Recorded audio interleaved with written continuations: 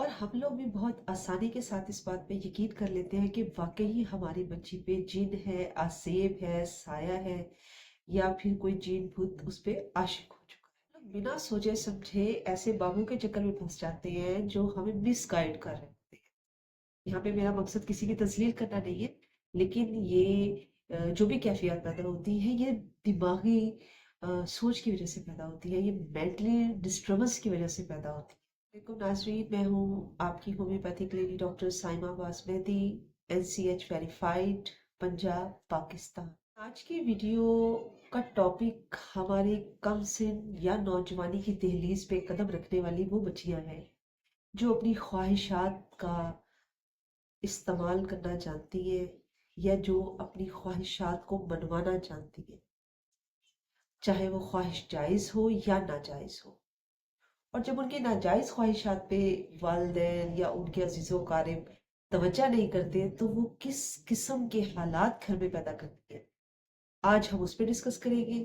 اس کی مخصوص علامات ڈسکس کی جائیں گی، یہ وجہ کیوں بنتی ہے، اس کی کیا کازز ہیں، پھر کازز کو ڈسکس کریں گے، اور اس کے بعد سنگل ریمیڈی ہومیوپیتھی کی جس سے یہ مرض فوراً بھاگ۔ ناظرین، جب بچیاں اپنی کم سنی سے جوانی کی دہلیز پہ قدم رکھ رہی ہوتی ہیں، ان کے لیے وہ بڑا گولڈن پیریڈ ہوتا ہے، اور وہ جو وقت ہوتا ہے اس میں ڈھیروں خواہشات، ڈھیروں ایمز، اچیومنٹس، گولز ان کے مائنڈ میں چل رہے ہوتے ہیں۔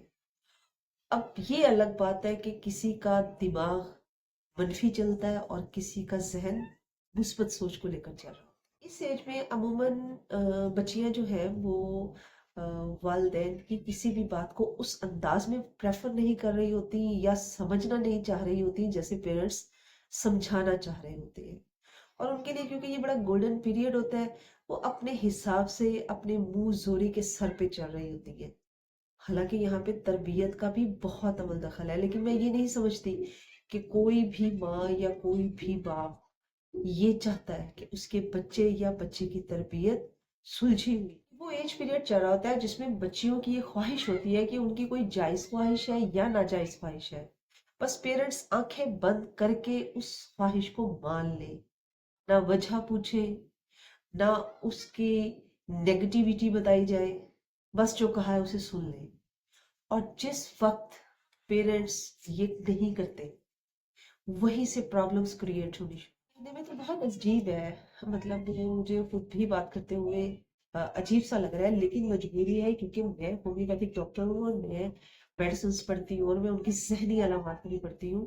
تو ایج کے اس حصے میں بہت سی ایسی بچیاں بھی ہیں جب ان کی خواہشات کی تکمیل نہیں کی جاتی تو وہاں پہ وہ مکاری کا ایک مخصوص لبادہ اوڑھ لیتی ہے، جس میں خود سری بھی آتی ہے، جس میں خود غرضی بھی آتی ہے، بدتمیزی بھی آتی ہے، سامنے والے کی وہ اوبیڈینٹ بھی نہیں رہتی ہے، اطاعت کرنے کو ضروری نہیں سمجھتی، نافرمانی کو اپنا شیوا بنا لیتی ہے۔ یہ سب کہاں سے شروع ہوتا ہے؟ سوچ سے۔ کیونکہ آج ٹاپک بھی اسی طرح کا ہے، اور میں یہ سمجھتی ہوں کیونکہ بات یہاں پر اس حساب کی ہو رہی ہے تو میں ایک چیز ضرور ہائی لائٹ کروں گی، وہ یہ ہے کہ اگر بچیوں کی شادیاں وقت پہ کر دی جائیں، جو ان کا ایک مخصوص پیریڈ ہے شادی کا، جہاں سے ان کو اچھا برا لگنا شروع ہوتا ہے، جہاں سے وہ یہ پوچھنا شروع کرتی ہے کہ میں کیسی لگ رہی، یہ وہ پیریڈ ہوتا ہے جہاں پہ ان کو اویئرنیس آ رہی ہوتی ہے، اور یہی وہ ٹف ٹائم ہے جہاں پہ ان کو تربیت کی بھی ضرورت ہوتی ہے، اور یہی وہ ٹف ٹائم ہے جہاں پہ ان کو ان کی جسم کے اندر، ان کی باڈی کے اندر جو تبدیلیاں آ رہی ہوتی ہیں، یا ان کے جو مائنڈ میں تبدیلیاں آ رہی ہوتی ہیں، ان کو سمجھنا بہت ضروری ہوتا ہے، وہاں پہ ان کو ہینڈل کرنا بہت ضروری ہوتا ہے، ورنہ تو پھر جو انجام آتا ہے وہ وہی ہے جو آج آپ سے ڈسکس ہو رہا ہے۔ ناظرین، اولاد جو ہے وہ والدین کے لیے نعمت بھی ہے، رحمت بھی ہے، کسی کو رحمت پہلے ملتی ہے اور کسی کو نعمت، اور میں یہ سمجھتی ہوں جو شخص بھی اس رحمت اور نعمت کی شیرینی چکھ چکا ہے وہ جانتا ہے کہ اولاد کیا ہے، اور بہت سے ایسے یہاں پہ کپلز موجود ہوں گے جو اس رحمت یا اس نعمت کا انتظار کر رہے ہیں، تو اللہ پاک سے التجا ہے کہ وہ ایسے والدین کی جو اس کی ہر حکمت کو سمجھتے ہیں ان کے لیے خیر ہو اور وہ صاحب اولاد ہو۔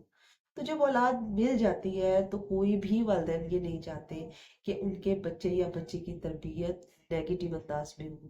ان کی خواہش ہوتی ہے کہ ہمارا بچہ بچی جو ہے وہ سلجھے ہوئے ہو. بالخصوص میں یہاں پہ بچیوں کی بات کروں گی. سلیقہ مند ہو، پڑھی لکھی ہو، سلجھی ہوئی ہو، بات کرنے کا انداز ہو، با حیا ہو، با کردار ہو، پردہ دار ہو. ہر حوالے سے پیرنٹس کی یہی کوشش ہوتی ہے. ناظرین، بیٹیاں بہت پیاری ہوتی ہیں، بہت نفیس، نازک، احساس مند، درد رکھنے والی، بالخصوص اپنے والد کے لیے، اپنی ماں کے لیے. ان کے دل میں ایک مخصوص درد قدرت نے رکھا ہوتا ہے.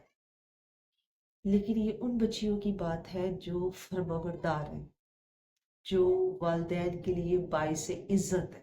ناظرین، خواہشات کا اظہار کرنا بری بات نہیں، خواہشات کو پالنا بھی بری بات نہیں. ہاں، بہت لانگ ٹرم کے لیے خواہشات کو رکھنا یا ایسی خواہشات کو پالنا جو آپ کی ذات کے لیے بھی ندامت کا باعث ہو، پیرنٹس کے لیے بھی ندامت کا باعث ہو، تو ان خواہشات سے پرہیز کرنا ہی ضروری ہوتا ہے. ایسی خواہشات تذلیل کا باعث بنتی ہیں، نہ کہ عزت کا. ہمارے معاشرے میں بعض دفعہ بچی اپنی کم سنی کی وجہ سے کہہ لیں، یا نوجوانی کی دہلیز پہ جب وہ آتی ہے تو اپنی کم عقلی کی وجہ سے کہہ لیں، یا اس کو معاشرے کی اونچ نیچ کا نہیں پتا ہوتا، بعض دفعہ ایسی خواہشات کا اظہار پا لیتی ہے یا ایسی خواہشات کر بیٹھی ہیں جس میں ان کے لیے فائدہ نہیں ہوتا. اور جب گھر والے ان کی بات نہیں سنتے تو نہ سننے پر جو وہ کیفیت طاری کرتی ہے، آج ہم نے اسی کو ڈسکس کرنا ہے. مجھے لفظ مکاری بولتے ہوئے تکلیف تو ہو رہی ہے، لیکن کیا کیا جائے. جو ہومیوپیتھی کی میڈیسن آج میں نے آپ کے ساتھ ڈسکس کرنی ہے اس میں بھی یہی لفظ لکھا ہوا ہے کہ ایک عجیب لبادہ، ایک مکاری کا لبادہ جو ہے وہ لڑکی اپنے اوپر اوڑھ لیتی ہے. تو آج کی ویڈیو جو ہے وہ خصوصی طور پہ پیرنٹس کے لیے ہے، بچیوں کے لیے بھی ہے، پیرنٹس کے لیے ہے کہ وہ خدارہ اس ویڈیو کو دیکھیں، اپنی بچیوں کی ذہنی سوچ کو پڑھیں، اور اس کے بعد اگر کہیں ضرورت پڑتی ہے تو بجائے ادھر ادھر بھاگنے کے آپ پراپر طریقے سے ان کا مینٹل ٹریٹمنٹ لیں. کیونکہ ان کی سوچ جو ہے ان کے عمل کو غلط کر رہی ہے، جو وہ سوچ رہی ہے وہی وہ عمل کر رہی ہے. بعض دفعہ ایسا بھی ہوتا ہے کہ ہمارے ہاں اکثر بچیوں کی خواہش ہوتی ہے کہ جی ہم جہاں چاہتے ہیں وہاں ہماری شادی کی جائے، یا پھر کوئی اور خواہش ہے. تو خصوصی طور پہ ہمارے معاشرے کے اندر یہ سب سے بڑا ایشو ہے، پسند کی شادی. جب گھر والے یہ دیکھ رہے ہوتے ہیں کہ اس شادی کے اندر ہماری بچی کے لیے کیا نقصانات ہیں، یا ہمارا فیملی لیول پہ وہ سامنے والا بندہ اس لیول پہ آ بھی رہا ہے یا نہیں آ رہا. مطلب 1000 طرح کے سوچے ہوتے ہیں، اور ہر فیملی لیول میں اپنے اپنے معاملات اور طور طریقے ہوتے ہیں، اور ان کو لے کر پیرنٹس نے ہر فیصلہ کرنا ہوتا ہے. تو یہاں پر جب بات نہیں سنی جاتی تو پھر جو گھر کے اندر برتن ٹوٹنے شروع ہوتے ہیں، گھر کا ماحول انتہا درجے کا ڈسٹرب ہو جاتا ہے. وہ جو لڑکی ہے جو گھر کے اندر ڈرامہ کریٹ کرتی ہے، چیخے مارنے کا ڈرامہ، برتن توڑنے کا ڈرامہ، ایک دم سے بے ہوش ہو کر گر جانے کا ڈرامہ، گالیاں دینا، زور زور سے ہنسنا. آپ کوئی بھی بات کر رہے ہیں، وہ آپ کی بات سن رہی ہے اور ہنسے جا رہی ہے، زور زور سے ہنسے جا رہی ہے، یا اچانک رونے کا بہانہ. جب یہ کیفیات پیدا ہوتی ہے نا، الٹی سیدھی حرکتیں، غصہ، سمجھانے کی بات کی یا ڈانٹ کر بات کی بچی کو، تو اس نے ایک دم سے اپنے اوپر غشی کا ایک دورہ طاری کر لینا.